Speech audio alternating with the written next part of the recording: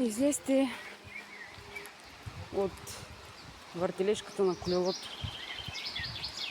Жертва, спасител, агресор.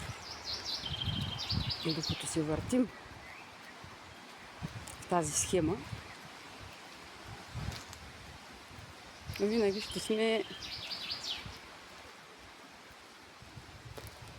почти на дъното. Все ще търсим оправдания, ще се оплакваме от нещо.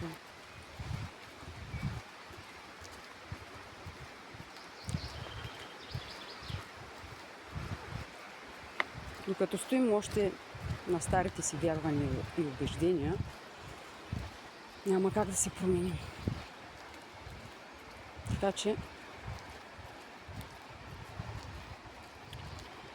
това развитие се постига, като се работи отвътре навън.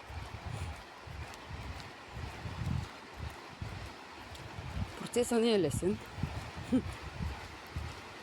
Всеки работи различно с неговото си темпо, според своите усещания. Важното е да вървиш напред.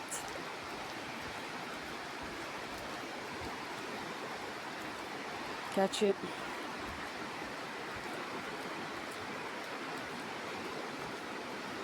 аз съм на пътя и очаквам да се срещнем там. Чао!